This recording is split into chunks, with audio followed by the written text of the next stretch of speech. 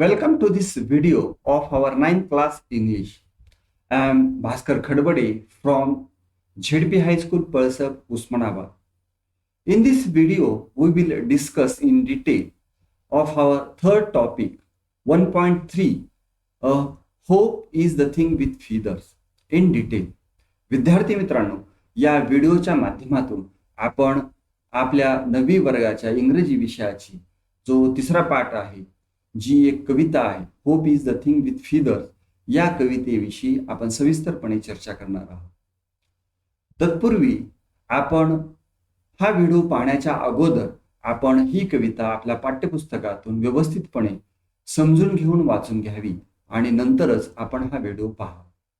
हा व्हिडिओ पाहत असताना आपण आपलं पाठ्यपुस्तक आपल्या सोबत ठेवावं आणि हा व्हिडिओ एकाग्रपणे लक्षपूर्वक आपण शेवटपर्यंत पाहावा, जेणेकरून आपणाला हा पाठ किंवा ही कविता व्यवस्थितपणे समजण्यास मदत होईल. Remember one thing, this is not an entertainment video, this is an educational video. Until and unless you pay your full attention and watch till last, you cannot understand this lesson. जोपर्यंत आपण लक्षपूर्वक शेवटपर्यंत हा पाठ पाहणार नाही, तोपर्यंत आपणाला ही कविता किंवा हा घटक व्यवस्थितपणे समजणार नाही. If you are new on this channel and till you are not subscribed this channel, please subscribe this channel. Also watch this video till last. If you like this video, please like and share this video with your friends. They can also get benefit from this effort. So we will start today's journey. Hope is the thing with feather. This is the title of this poem, and Emily Dickinson is the writer of this poem. Emily Dickinson, this is the name of a poetess who wrote this poem. The difference between poet and poetess. Poet म्हणजे कवी आणि poetess म्हणजे कवयित्री. तर ही कविता Emily Dickinson नावाच्या एका American कवयित्रीनं लिहिलेली आहे. She was very famous in English literature, in American English literature. Hope is the thing with feathers. In this poem, this poetess or Emily Dickinson refer hope as a bird or to a bird. कवयित्रीने या कवितेमध्ये hope म्हणजे आशा याची तुलना किंवा याचा संबंध एक लहान पक्षी as a bird or refer as a bird in this poem as a hope, or hope is referred as a bird in this poem. या कवितेमध्ये आशा म्हणजे एक छोटासा पक्षी आहे अशा पद्धतीनं तुलना करून कवयित्रीनं आपले विचार या ठिकाणी मांडण्याचा प्रयत्न केलेला आहे. The central idea of this poem is the role played by hope in human life or in our life. आपल्या आयुष्यामध्ये आशा किंवा होप हे काय रोल करतं किंवा आशेचं काय महत्व आहे. What is the importance of hope in our life when we trapped in a bad situation or very difficult situation, when we feel ourselves very depressed, nervous, and when we lose all the things to overcome from this situation, that moment, this thing, the hope played a very vital or very important role to overcome from the situation in which we trapped. And the situation is very difficult. अतिशय कठीण प्रतिकूल परिस्थितीमध्ये आपण अडकलेले असताना आणि सर्व गोष्टी किंवा आपण असहाय्य समजत असताना जी आशा आहे, जी आपल्या मनामध्ये आपल्या अंतरात्म्यामध्ये एक प्रकारची जी आशा असते की yes I can do and I can overcome from this situation, this thing is a hope. The role of hope in our life. The whole poem describes or the central idea of this poem is what is the role of hope in human life or human being life.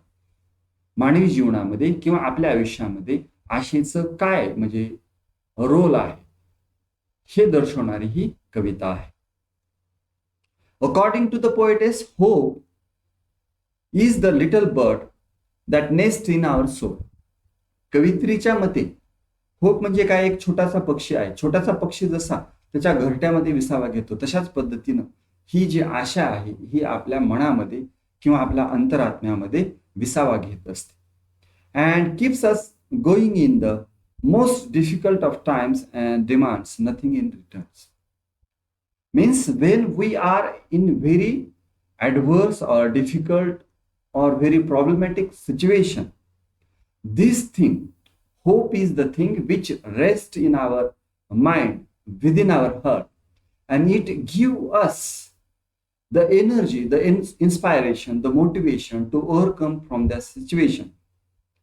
आशा ही एक अशी गोष्ट आहे की आपण अतिशय प्रतिकूल परिस्थितीमध्ये किंवा खूप अडचणीच्या परिस्थितीमध्ये सापडलेलं असताना सुद्धा ही आपल्या मनामध्ये एक उमेद, एक ऊर्जा, एक प्रेरणा निर्माण करण्याचं काम करतं. And do not seek anything return back. आणि या मोबदल्याच्या बदल्यात ती काही वापस मागत नाही. So this is the central theme of this poem. Now we will see this poem. Hope is the thing with the feathers. This is the title of this poem. Hope म्हणजे आशा, इज द थिंग, थिंग म्हणजे एखादी वस्तू किंवा एक बाब, with feather, with means सह आणि फीदर्स मीन्स पंख. Not wings but feather means a small piece ज्याला म्हणतो आपण. पक्षाच्या अंगावर जे पीस असतं किंवा जो पंख असतो. आता what is the difference between wing and feathers? Wing is the organ of a bird which helps birds to fly in the sky. पंख किंवा विंग्ज म्हणजे त्या पक्ष्यांचा एक अवयव आहे की जो पक्ष्यांना उंच आकाशामध्ये उडण्यामध्ये मदत करतो. That is the organ of bird. But feathers means small feathers which cover the skin of the birds. पक्ष्यांचा संपूर्ण जे शरीर असतं त्या शरीरावर एक छोटे छोटे पंख किंवा पिस असतात ज्याला आपण म्हणतो. फिदर म्हणजे पीस. जसं की आपण मोर पाहतो, मोराला पंख पण असतात आणि मोराला पिस पण असतात. So hope is the thing with feathers. तर आशा ही एक अशी गोष्ट आहे की ज्याला पंख आहे आणि पंख असल्यामुळे ती मुक्त अशा पद्धतीचा संचार किंवा विहार करू शकते. Now we can see the first line and the title of this poem is same. Means the poetess want to emphasize the importance of hope, or the poetess compare or refer hope as a little bird. कवयित्रीनं hope म्हणजे आशा याची तुलना एका पक्षासोबत केलेली आहे. Now see the poem. Hope is the thing with feathers that perches in the soul and sings the tune without the words and never stops at all. And sweetest in the gale is heard, and so must be the storm that could abash a little bird that kept so many warm. Now we will see the meaning of this poem or the stanzas one by one. Hope is the thing with the feathers. आशा ही एक अशी गोष्ट आहे की ज्याला काय आहेत, पंख आहे. Here feather means a little bird. Means hope is the thing like a little bird. आशा ही एका छोट्या पक्षाप्रमाणे आहे. That perches in the soul. What does it mean by perches? Perches means alights or roosts. Roost means a rest. Like a small bird a rest in a nest on a tree. ज्या पद्धतीनं एक छोटासा पक्षी वृक्षावर त्याच्या घरट्यामध्ये विश्रांती घेत असतो, विसावा घेत असतो किंवा त्या ठिकाणी थांबलेला असतो. Like the same way hope is also rest within the nest of our soul. आपल्या आत्म्याच्या घरट्यामध्ये ही आशा या ठिकाणी विसावा घेत असते किंवा विसावलेली असते. और she stays and rest in the nest of our soul within our heart, within our mind. Hope is the thing with feathers that perches in the soul. What is mean by soul? Soul म्हणजे ती soul नाही ज्यांना आपण पाणी वगैरे शेंद किंवा आपण आडामधून किंवा विहिरीमधून पाणी म्हणजे बाहेर काढण्यासाठी जे वापरतो किंवा प्राण्यांना बांधून ठेवण्यासाठी जे दोरखंड असतात त्याला सुद्धा सोल म्हटलं जातं. बट हिअर सोल मीन्स आत्मा, आपला the inner presence which is always present in within us. Or we can say the holy thing or the life force of our life. आपल्या जीवनाची जी काही ऊर्जा आहे किंवा सदैव आपल्या अंतरात्म्यामध्ये जी विराजमान असते, that is called soul. Soul म्हणजे काय? आत्मा. That is the part of our the holy or the universal soul. Hope is the thing with feathers that perches in the soul and sings the tune without the words and never stops at all. This bird take a rest within the nest of our soul. हा जो छोटासा पक्षी आहे तो कुठं विसावा घेत आहे? तर तो नेहमी आपल्या अंतरात्म्यामध्ये त्या घरट्यामध्ये तो विसावलेला असतो. आणि तो काय करतो? And sings the tune without the words. Tune means a very musical melodious we like to hear or which is good or which is sweet to hear of our ears. Melodious म्हणजे काय? Very मधुर किंवा खूप असं सुमधुर ज्याला म्हणू आपण, आपणाला श्रवण करण्यास, आपल्या कानाला गोड वाटणार, मोहक वाटणार, आपणाला आकर्षित करून घेणार अशा पद्धतीचं संगीत. And sings the tune without the words. मग हे गीत कसं गाते हा पक्षी? Sings the tune. Tune means एक धून आहे, पण कशी आहे ती? व्हेरी स्वीट आहे. But this song is without words. परंतु हे जे गीत आहे, हे जे संगीत आहे, हे कसं आहे? आपण चित्रपटामध्ये जसं गाणं पाहतो म्हणजे संगीत असतं, शब्द असतं, तशा पद्धतीचं नाही. Without birds or without words. What is mean by without words?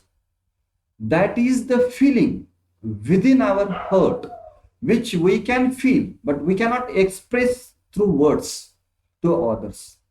तर ही एक भावना आहे, आपल्या अंतर्मनामध्ये निर्माण होणारी ही एक भावना आहे, जी भावना आपण शब्दामध्ये व्यक्त करू शकतो. Because of that, the poetess says here that this little bird who rests in the or within our soul nest, he always sings the tune without the words and never stops at all. आणि ते कधीच विश्रांती घेत, कधीही थांबत नाही. Never stops at all म्हणजे continuously there is a feeling within us that yes we can do that और we can overcome this situation. म्हणजे कितीही प्रतिकूल परिस्थिती असली तरी एक अशा विचार असतो आपल्या मनामध्ये की जो आपल्याला सतत सांगत असतो की हो, नक्कीच आपण याच्यावर मात करू शकू आणि आपण याच्यावर मात करून अशा प्रतिकूल परिस्थितीमधून सुद्धा आपण बाहेर पडू. Like now a days all over there is a pandemic situation because of the COVID-19 and the people or the most of the people are very fearful. Most of the families lost their dear ones. सध्या जे सर्वत्र पसरलेलं किंवा सगळीकडे असणारं हे कोविड-19चं जे वातावरण आहे की ज्यामुळं अनेक कुटुंबातील अनेक सदस्यांना आपल्या प्राणाचा त्याग करावा लागलेला आहे आणि लोकांच्या मनामध्ये भीती आहे. But still there is a ray of hope within our mind that yes, as a human being we can overcome, we can find out some solution to tackle this problem. हो, निश्चितच आपण या समस्येवर सुद्धा मात करू शकू आणि याच्यातून सुद्धा आपण बाहेर पडू. and because of these efforts we find out or we should proud as an Indian that we find out the vaccine on this disease. आणि निश्चितच अभिमानानं आपण सांगू शकू की एक भारतीय म्हणून आपण या आजारावर एक यशस्वीपणे या ठिकाणी लस शोधून काढलेली आहे आणि मोठ्या प्रमाणावर आपण लसीकरण करत आहोत आणि ह्या आजाराच्या विरोधामध्ये आपण सक्षमपणे उभं ठाकलेलो आहोत. So and sings the tune without the birds and never stops at all. This is the bird which rest within our heart and this bird always sings a very melodious, very sweet tune और he make the music without words and never stops it all. हा जो पक्षी आहे किंवा आशेचा हा जो छोटासा पक्षी आपल्या मनामध्ये, आपल्या हृदयामध्ये विसावलेला आहे, हा अतिशय सुमधूर, आपल्या कानाला गोड वाटेल अशा पद्धतीचं संगीत, परंतु शब्दांशिवायचं संगीत तो निर्माण करत असतो आणि तो कधीही थांबत नाही. Means there is the feeling और the emotion within our self when we trapped in adverse situation or in a difficult situation. This thing or the hope is the thing which give us an inspiration to face that situation, and this thing, the hope, give us the confidence, yes, we can do, we can overcome from this situation. Now see the second stanza. and sweetest in the gale. What is mean by gale? Here gale means very strong wind, or we can say the stormy weather. What is mean by stormy weather? Stormy weather means there is a very speedy wind, there is a lightning in the sky, and also the rain, or we can say the thunderstorm. म्हणजे जे वादळी सोसाट्याचा जो वारा असतो, जे की सर्व काही उद्ध्वस्त करत पुढे जात, चक्रीवादळ ज्याला म्हणू आपण. पण अशाही परिस्थितीमध्ये, but here gale means very adverse or the difficult situation means and sweetest in the gale is heard. Heard means here the past form of here is heard. When we are trapped in a very difficult situation, this song of little bird we hear, or it feels very sweet, very melodious. म्हणजे आपण अतिशय प्रतिकूल परिस्थितीमध्ये अडकलेले असतानाच, म्हणजे normal condition मध्ये, or we can say when we are very happy, we cannot remember the God, और वी कॅन सी, म्हणजे ज्यावेळेस आपण सुखामध्ये असतो त्यावेळेस आपल्याला मग देवाची इच्छा होत नाही किंवा देवाची आठवण होत नाही. परंतु ज्यावेळेस आपण दुःखामध्ये असतो, तर त्यावेळेस संकटामध्ये असतो, त्यावेळेस लगेच आपण काय करतो, ईश्वराचा दावा करतो. तशाच पद्धतीनं म्हणजे हे जे संगीत आहे किंवा हा जो आशेचा किरण आहे, सर्वसामान्य परिस्थितीमध्ये we cannot understand, but when we trapped in a very adverse situation or very a difficult situation like a storm, एखादं वादळ असतं आणि वादळामध्ये सापडलेला एखादा जर व्यक्ती असतो, तशाच पद्धतीने अतिशय प्रतिकूल परिस्थितीमध्ये आणि अतिशय संकटामध्ये ज्यावेळेस आपण सापडलेलो असतो, त्यावेळेस हे जे संगीत आहे, या छोट्या पक्षाचं किंवा ह्या आशेचा जे काही फिलिंग्ज आहे किंवा ह्या ज्या भावना आहेत, तर त्या आपल्याला this give us a very motivation, और we can say the support, और we feel very sweet music. तर अशा कठीण प्रसंगामध्ये हा विचार आपणाला खूपच मधुर वाटतो किंवा या छोट्या पक्षाचं संगीत आपणाला खूप मधुर वाटतं. And so must be the storm. So must be the storm. Storm means like गेल, वी कॅन से वादळी, किंवा जे खूप वादळ असतं, अतिशय प्रतिकूल परिस्थिती किंवा खूपच कठीण प्रसंग असेल तरच आपला आत्मविश्वास किंवा ही जी आशा आहे ही डगमगीत होऊ शकते. आपल्याला माहित असेल, जुन्या सिलेबसमध्ये कणा नावाची एक कविता मराठीमध्ये, म्हणजे त्या कवितेतून त्या कवीनं म्हणजे कितीही प्रतिकूल परिस्थिती असली तरी त्याच्यातून आपण कशा पद्धतीनं उभारी घेऊ शकतो. Like we can say the example of phoenix. Phoenix is a bird which is recognised or known that he born from the ash and fly very high in the sky. Phoenix म्हणजे असा एक पक्षी आहे की ज्याचा जन्म राखेतून होतो, परंतु तो खूप आकाशामध्ये खूप उंच अशा पद्धतीनं भरारी घेतो. म्हणजेच आपण कितीही अडचणीमध्ये असलो, सर्व काही जरी संपलेलं असलं, तरी त्याही परिस्थितीतून आपण बाहेर पडून पुन्हा आपलं आयुष्य सुरू करणं किंवा पुन्हा आपण नव्यानं निर्मिती करणं, ही जी दुर्दम्य इच्छाशक्ती असते, ही दुर्दम्य इच्छाशक्ती किंवा जगामध्ये जे दुर्दम्य साहस आणि अदीम अशा पद्धतीची इच्छाशक्तीच्या जोरावर ज्या काही व्यक्तींनी विशेष असं काहीतरी केलेलं आहे, तर अतिशय प्रतिकूल परिस्थितीमध्ये सुद्धा आत्मविश्वास आणि आशेच्या जोरावर त्या परिस्थितीवर मात करून परत एकदा आनंदी आणि सुखी आयुष्य जगण्यासाठी. म्हणजेच काय, and sweetest in the gale is heard, and soar must be the storm. Means this bird can soar. This soar means a pain or can hurt. Normal thing, normal difficulties, normal problems cannot harm this bird which arrest within our heart. सर्वसामान्य परिस्थिती किंवा छोट्या मोठ्या गोष्टींनी आपला हा विश्वास कधी डगमळत होणार नाही, किंवा आपल्या मनामध्ये, आपल्या अंतरात्म्यामध्ये किंवा आपल्या हृदयामध्ये असणारा आपल्यावरचा विश्वास किंवा ही जी आशा आहे, yes future will be brighter and better than now और हॅपियर दॅन नाव. तर येणारा काळ माझ्यासाठी यशस्वी असेल, चांगला असेल, उज्ज्वल असेल, ही जी एक आशा आहे. और we can say yes I can overcome this situation and the future will be better than this or I can shape my future. म्हणजे सद्य परिस्थितीपेक्षा येणारा काळ हा उज्ज्वल असेल आणि हे जे तात्पुरतं संकट आहे याच्यावर मी निश्चितपणे मात करू शकेन. ही जी आपल्या मनामधली जी इच्छाशक्ती आहे किंवा आपल्या मनामधला जो हा विचार आहे ज्याला आपण होप असं म्हणतो, तर हा कधी डळमळीत होऊ शकेल. And sore must be the storm. Storm means very adverse situation or एखादं खूप वादळ मोठं असेल तरच हा पक्षी डगमळत होऊ शकेल किंवा खूपच कठीण प्रसंगी असेल तरच कदाचित आपल्या मनामधील ही इच्छाशक्ती किंवा ही उर्मी थोडीशी डळमळीत होऊ शकेल. That could abash the little bird that kept so many warm. What is mean by abash? Abash means make uneasy. Uneasy म्हणजे काय? थोडंसं अस्वस्थ बनवणे.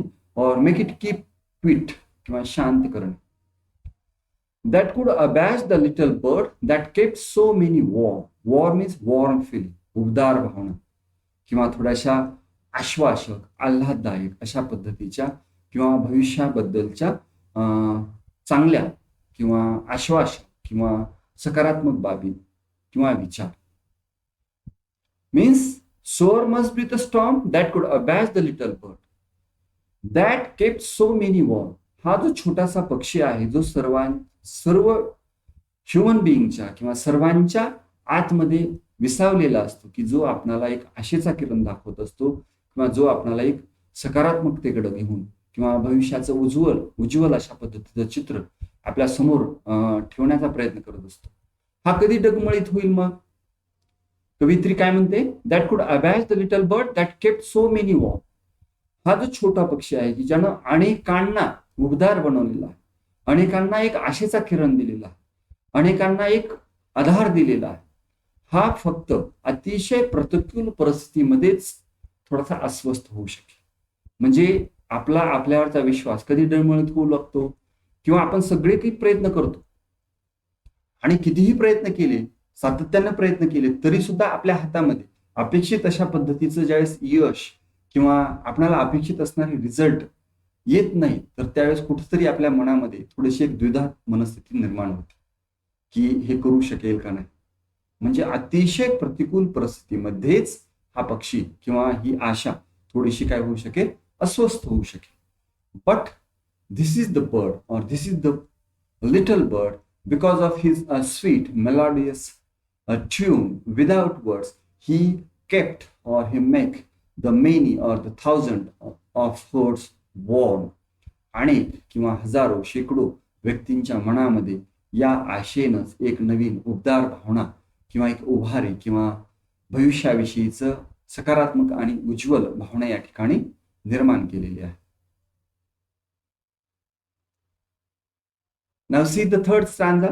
I have heard it in the chillest land and on the strangest sea, yet never in extremity it asked a crumb of me. I have heard it means the song of this little bird or the twin, or we can say the melodious tune of this little bird. The poetess Emily Dickinson share his own experience with us in this last stanza.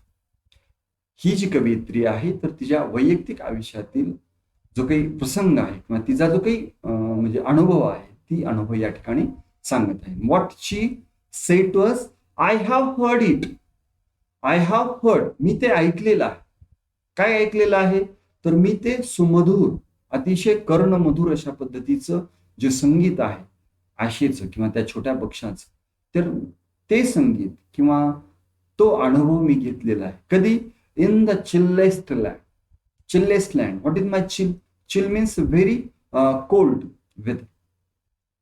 तर ज्या भागामध्ये संपूर्णपणे बर्फ पसरलेला असतो किंवा हिवाळा हा खूप थंड असतो आणि हिवाळ्यामध्ये बर्फवृष्टी होत असते, तर ज्यावेळेस बर्फ कव्हर झालेला असतो तर कसल्याही प्रकारचं गवत असेल किंवा पीक असेल किंवा कुठल्याही प्रकारचं म्हणजे जीवनाचं म्हणजे जे काही नैसर्गिक वनस्पती वगैरे आहेत तर ह्या वर येताना आपल्याला दिसून येत नाही. और we can say the chillest land. Chillest land means अतिशय थंड प्रदेश की ज्या ठिकाणी सजीव जीवनाच्या किंवा सजीव जीवनाच्या अस्तित्वाच्या खाणाखुणा ह्या खूप कमी असतात किंवा सजीव सृष्टी जी आहे ती थोडीशी कमी प्रमाणामध्ये असते किंवा सजीव सृष्टीला त्या ठिकाणी बहरण्यामध्ये खूप अडचणींचा सामना करावा लागतो. So here chillest land means it means the most difficult circumstances. Circumstances means the situations or the experiences. Circumstances म्हणजे काय? परिस्थिती त्याला म्हणू. The situation all around us in which we trapped within that situation because of the adverse situation or the difficult or the problem. खूप कठीण परिस्थिती. कवित्री काय म्हणते या ठिकाणी? I have heard it in the chillest land. I have heard that song, this melodious song of this little bird who rest within my soul or in the nest of in my heart. I have heard that song many times in the chillest land. Means when I trapped in very adverse situation or in very difficult situation in my life. मी माझ्या जीवनामध्ये ज्यावेळेस अतिशय प्रतिकूल परिस्थितीमध्ये अडकलेले होते अशा वेळेस मी कितीतरी वेळेस या छोट्या पक्षाचं हे मधुर असं संगीत मी ऐकलेलं आहे. And on the strangest sea strange, what is mean by strange? Strange means विलक्षण और अनफॅमिलियर, व्हेरी डिफिकल्ट, अतिशय अनोळखी किंवा ज्याला काय म्हणूया विचित्र अशा पद्धतीचा किंवा संकटाने भरलेला अशा पद्धती. सी म्हणजे काय? समुद्र. And on the strangest sea, अनोळखी वाटेवर चालत असताना, अनोळखी प्रसंगाचा सामना करत असताना, म्हणजेच काय तर खूप कठीण परिस्थितीमध्ये. The chillest land means very difficult situation and strangest sea म्हणजे आपल्या सभोवती संकटांचा महासागर पसरलेला की जो अनोळखी आहे, प्रतिकूल आहे. जशा पद्धतीनं महासागरामध्ये गेल्यानंतर सर्वदूर अशा पद्धतीचं किंवा आपण जर महासागरामध्ये गेलो तर आपणाला आपली दृष्टी जिथपर्यंत जाईल किंवा आपल्या चहूबाजूला फक्त पाणीच पाणी पसरलेलं दिसतं. अशाच पद्धतीनं आपल्या अवतीभोवती किंवा आपण ज्यावेळेस संकटांनी वेढलेलो असतो. And when in the chillest land, आणि अतिशय प्रतिकूल परिस्थितीमध्ये असतो, that time the poet says that I have heard it in the chillest land. तर अशा परिस्थितीमध्ये मी या पक्षाचं संगीत ऐकलेलं आहे. Yet never in extremity. What is mean by extremity? Here it means the worst of the situation. Worst of the situation. Worst. What is mean by worst? Bad, worse and worst. Like good, better and best. Good म्हणजे काय? चांगला. Better म्हणजे च्यापेक्षा चांगला. आणि best म्हणजे सर्वात चांगला. तशाच पद्धतीनं बॅड म्हणजे काय? वाईट. आणि वर्स म्हणजे च्यापेक्षा वाईट. आणि वर्स्ट मीन्स सर्वात वाईट. Means extremity means extreme condition, अतिशय प्रतिकूल परिस्थिती, यापेक्षा वाईट काही असूच शकत नाही. Yet never in extremity it asked crumb of me. What is by क्रम?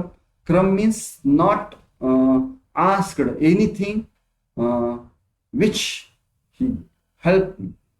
Like in our daily or in practical situation, if we help someone or if someone help us or if he do something for us, he wanted something return because of his help.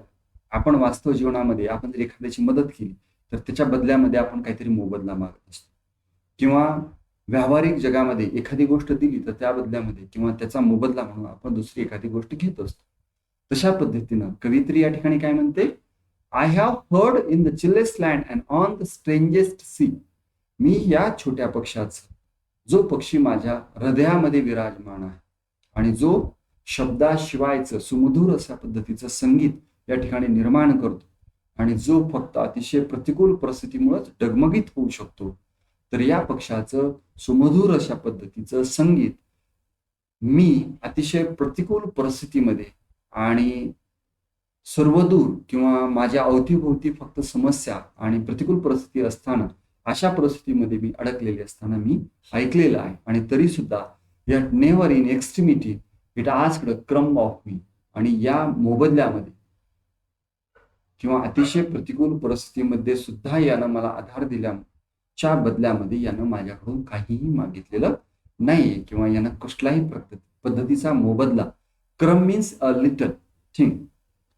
Do not want a little thing because of the hope which help us. म्हणजे हा जो विचार आहे आपल्या मनामध्ये किंवा आपल्या मनामध्ये विराजमान असणारी जी आशा आहे, जी आपणाला अतिशय प्रतिकूल परिस्थितीमध्ये आपण असताना आपणाला एक उभारी, मदत किंवा एक प्रेरणा देण्याचं काम करते आणि जी आपणाला आपल्या आयुष्यामध्ये अतिशय प्रतिकूल परिस्थितीतून जात असताना आपणाला आधार देते, परंतु या बदल्यामध्ये किंवा याचा मोबदला म्हणून ती आपल्याकडून काहीही वापस घेत नाही. So this is the poem and the central theme of this poem is the hope which or the role of the hope, the play in our life or when we trapped in a very adverse situation or very difficult situation. In such situation, this is the thing, this is the only thing which give us an inspiration or there is a ray that the future will be better. Here are two questions. What would be the hope bird's food? What would be the hope bird's food? या ठिकाणी जो पक्षी आहे किंवा hope म्हणजे जी आशा आहे आपल्या मनामध्ये, मग त्याचं अन्न काय आहे? Like the birds take food or intake food to live or to survive. Here the hope which stays or rest within our heart. हा जो आशा नावाचा पक्षी आपल्या हृदयामध्ये, आपल्या मनामध्ये, आपल्या अंतरात्म्यामध्ये विराजमान असतो, तर याचं काय खाद्य आहे? We have to believe on this और we have self confidence or self belief. तर आपल्या स्वतःवर विश्वास असला पाहिजे आणि आपण याच्यावर विश्वास ठेवला पाहिजे. Can it live on without that food? Without the belief or the positive emotions this bird cannot live. आपला जर विचार, if we have not the positive attitude or positive vision, or if we do not think that yes I can do or I can overcome, if we have the lack of confidence, lack of faith on ourselves, this bird cannot live without this food. जर आपल्यावर विश्वास नसेल, जर समजा आपल्या स्वतःवर आपला आत्मविश्वास नसेल, तर हा आशा नावाचा पक्षी या ठिकाणी राहणार नाही. Now we can see the rhyming pairs or the rhyming pattern of this poem. If we see in your book on page number 15, we can see this poem is divided in 3 stanzas. Each stanza it consists of 4 lines. ही जी कविता आहे, ही कविता जर आपण तुमच्या पुस्तकामध्ये पान number 15 वर पाहिली तर या कवितेमध्ये 3 कडवे आहेत आणि प्रत्येक कडव्यामध्ये 4 ओळी आहेत. जर rhyming pairs, I have made the video on the topic of rhyme and rhyming pattern and rhyming pairs. We can go on my channel and we can search in the playlist. We can find out that video there.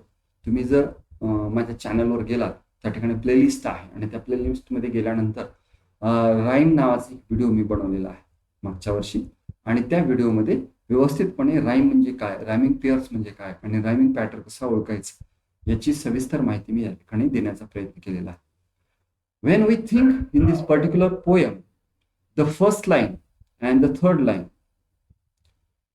feathers and words, between these two words there is a rhyme. What do you mean by rhyme? In short, we can see there is a similarity between ending pronunciation of 2 words. 2 शब्दाच्या उच्चाराच्या शेवटामध्ये जर साधर्म्य असेल, सारखेपणा असेल, तर त्या 2 शब्दामध्ये rhyme आहे असं आपण म्हणतो. मग कवितेमध्ये कवितेला एक म्युझिकल किंवा एक संगीतमय किंवा एक म्युझिकल फील देण्यासाठी या ठिकाणी कवितेमध्ये रायमिंग वर्डचा उपयोग केलेला असतो. तर या कवितेचा जर आपण विचार केला तर पहिली ओळ, पहिल्या कडव्याचा जर आपण विचार केला तर पहिली ओळ आणि तिसरी ओळ, पहिल्या ओळीचा शेवटचा शब्द आहे फिदर्स आणि तिसऱ्या ओळीचा शेवटचा शब्द आहे वर्ड्स. तर या दोन शब्दामध्ये काय आहे, राईम आहे. Y? Because in these two words there is a similarity between these two words in the pronunciation of ending or ending pronunciation of these words. या शब्दाच्या उच्चाराच्या शेवटामध्ये साधर्म्य असल्यामुळे या दोन शब्दामध्ये यमक आहे असं आपण म्हणू शकतो. Now see the second line last word soul and the fourth line last word all. Soul, all. Between these two words also have the rhyme because there is a similarity between the pronunciation of or the ending pronunciation of these two words. Now see the second stanza. Second stanza, first line last word heard and the third line last word bird. These two words have also the rhymes. या दोन शब्दामध्ये सुद्धा या ठिकाणी यमक आहे, heard आणि bird. तर दुसऱ्या कडव्यातील दुसरी ओळ त्याचा शेवटचा शब्द स्टॉर्म आणि दुसऱ्या कडव्यातील चौथी ओळ त्याचा शेवटचा शब्द आहे वॉर्म. स्टॉर्म आणि वॉर्म. तर या दोन शब्दामध्ये सुद्धा यमक आहे.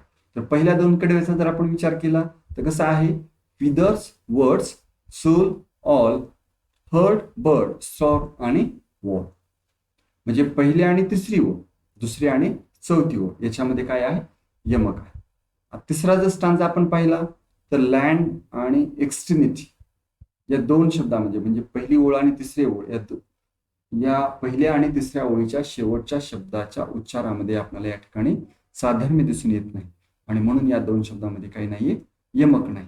आपण पाहूया आता दुसरी ओळ सी आणि चौथी ओळ मी. सी मी. तर दुसऱ्या ओळीचा शेवटचा शब्द आणि चौथ्या ओळीचा शेवटचा शब्द या दोन शब्दामध्ये यमक असलेला आपल्याला दिसून येत. So the pattern of this poem म्हणजे ज्या ओळी म्हणजे पॅटर्न कसा ठरतो तर कवितेतील एखादं कडवं आहे त्या कडव्यातील प्रत्येक ओळीला एक क्रमांक दिला जातो. हा क्रमांक न्यूमरिकल नसतो, अंकीय नसतो, तर काय अल्फाबेटिकल. समजा पहिल्या ओळीला ए, दुसऱ्या ओळीला बी, तिसऱ्या ओळीला सी आणि चौथ्या ओळीला डी अशा सिक्वेन्स. पण याच्यामध्ये फरक काय केला जातो, पहिल्या ओळीचं आणि दुसऱ्या ओळीचं म्हणजे पहिल्या ओळीचा शेवटचा जो शब्द आहे त्या शब्दाला यमक साधणारा जर दुसरा शब्द दुसऱ्या किंवा तिसऱ्या ओळीमध्ये असेल तर पहिल्या ओळीचाच क्रमांक नंतरच्या शब्दाला किंवा नंतरच्या ओळीला दिला जातो. म्हणून या ठिकाणी जर आपण पाहिलं तर पहिल्या कडव्यामध्ये पहिली ओळ आणि तिसरी ओळ याच्यामध्ये काय आहे, यमक आहे किंवा या ओळीच्या शेवटच्या शब्दामध्ये यमक साध. मग पहिल्या ओळीला जर आपण ए दिलं तर दुसऱ्या ओळीला काय झालं मग बी, कारण पहिल्या आणि दुसऱ्या ओळीच्या शेवटच्या शब्दामध्ये यमक नाही म्हणून पहिल्या ओळीचा क्रमांक वेगळा आणि दुसऱ्या ओळीचा क्रमांक वेगळा. तर ए आणि बी. मग तिसरी ओळ जर आपण पाहिली तर तिसऱ्या ओळीचा शेवटचा शब्द हा पहिल्या ओळीतील शेवटच्या शब्दाशी यमक साधर्म्य साध. म्हणून मग पहिल्याच ओळीचा क्रमांक मग कुठे दिलेला आहे, तिसऱ्या ओळीला. म्हणून मग काय झालं मग ए बी ए. आणि आता चौथी ओळ तर चौथ्या ओळीचा शेवटचा शब्द हा दुसऱ्या ओळीतील शेवटच्या शब्दाशी यमक साधतो म्हणून दुसऱ्याच ओळीचा क्रमांक हा चौथ्या ओळी. म्हणून the first and second stanza, the rhyming pattern of this two first stanzas are A B A B. आणि जो तिसरा स्टांजा आहे तर ए बी बी बी म्हणजे काय, तर या ठिकाणी पहिल्या ओळीचा शब्द वेगळा आहे तर दुसऱ्या तिसऱ्या आणि चौथ्या शेवट तिन्ही ओळीचे जे शेवटचे शब्द आहेत तर याच्यामध्ये काय दिसून येतं, आपल्याला यमक दिसून येतं. म्हणून दुसऱ्याच ओळीचा क्रमांक तिसऱ्या आणि चौथ्या ओळीला इथं दिलेला आहे. So the rhyming pattern of this poem is the first two stanzas, first and second stanza is A B and the third stanza is A B B. तर विद्यार्थी मित्रांनो, मला आशा आहे की आपणाला ही कविता किंवा हा व्हिडिओ आवडला असेल. This will be little bit long because of these videos are educational videos. I try to explain more and more. Because of that, the length of this video is a little bit increasing. But as I told you at beginning, this is not an entertainment video. This is an educational video. So if we want to understand the concept or if we want to learn the English of our 9th class English, we need to pay your full attention and watch these videos till last. Until and unless you cannot understand. हा video हा शैक्षणिक video आहे आणि त्यामुळं तुम्हाला व्यवस्थितपणे समजावं यासाठी थोडंसं मी जास्त सांगण्याचा प्रयत्न करतोय आणि त्यामुळं मग कदाचित या व्हिडिओची जी काही लांबी आहे किंवा हा जो वेळ आहे तो थोडासा वाढतो. तरी सुद्धा हा व्हिडिओ हा शैक्षणिक व्हिडिओ असल्या कारणाने आपल्याला जर हा घटक किंवा हा विषय व्यवस्थितपणे समजून घ्यायचा असेल तर आपण हा व्हिडिओ किंवा कोणताही शैक्षणिक व्हिडिओ हा व्यवस्थितपणे लक्षपूर्वक आणि शेवटपर्यंत पाहणं आवश्यक आहे, जेणेकरून आपल्याला त्या व्हिडिओमध्ये सांगितलेले घटक किंवा तो पाठ व्यवस्थितपणे समजण्यास मदत होईल. I hope you understand this poem. We will meet soon with another video of our 9th class English. Till then, take care and goodbye.